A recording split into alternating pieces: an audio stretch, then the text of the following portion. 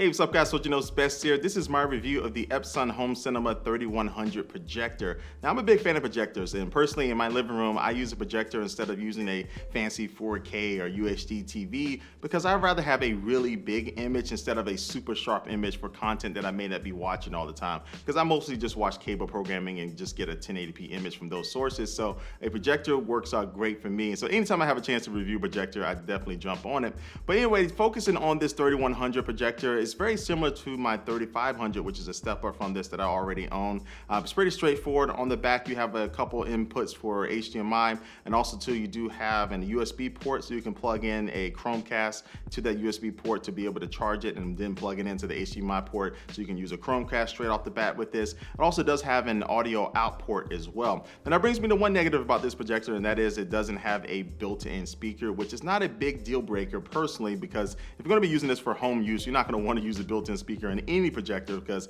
it's going to suck. You're going to want to use a sound bar or some other type of sound system. But if I needed to move this projector around or travel with it, not having that built-in speaker could definitely suck at times. But overall, it's just something for the price point I would expect it to have it in there. But again, it's not a deal breaker for me. Now this projector does come with a remote control, and it's pretty big compared to the one that comes with the 3500. It has pretty much the same buttons on it, but for some reason it's just gigantic. It's the big show of remote controls. But if you don't want to use that remote control, you do have controls on the top of the projector that allow you to access the menu on the home screen and also be able to adjust the keystone. And the keystone controls allow you to angle the image up and down, left and right. And you combine that with the lens shift controls as well. This allows you to move the image. So for example, if you're not able to get like a straight shot with the projector on the wall you're trying to put it on, you need to actually have the projector at an angle. That's not going to be the worst case scenario because you can use these controls to angle the picture around and make it look as straight as possible. But right now it's going to get a video source plugged into this projector and get the projector powered on and see the picture quality that we can get. Now Epson does use their 3 LCD projection system, which is a 3-chip technology setup that allows it to control all the different variables to get the best picture that you can get. As far as brightness, color brightness and white brightness are identical at 2600 lumens, and this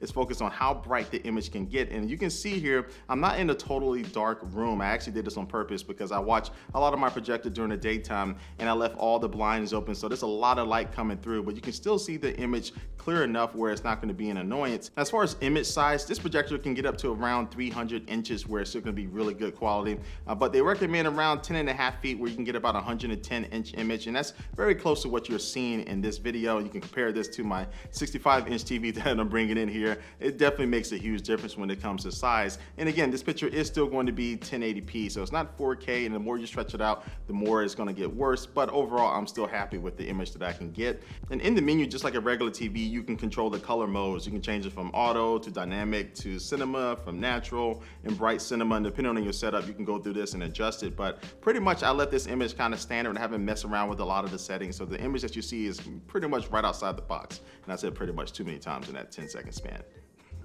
And to show you what the video looks like in a mostly dark room, I did put most of the blinds down, not all of them, but I put most of them down so you can kind of see what it looks like. And it's going to look better in person than what I can demonstrate on camera, but the quality still does look really good, and especially at nighttime, it is really bright. It's a very bright image. And so 2600 lumens is going to be great for most people. And as far as lamp life, how long the bulb is going to last until you need to replace that in this projector, you'll get about 5,000 hours in eco mode, and in normal mode, you'll get around 3,500 hours, which is mostly standard when it comes to other projectors in the market.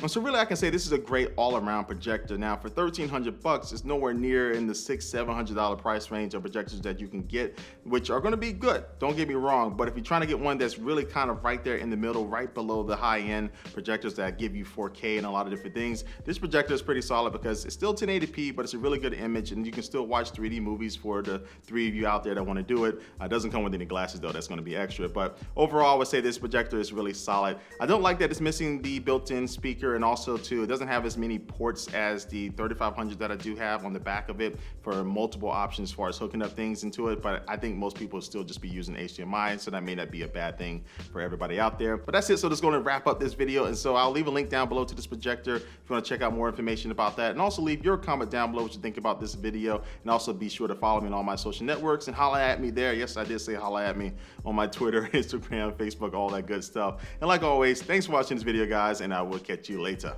Peace.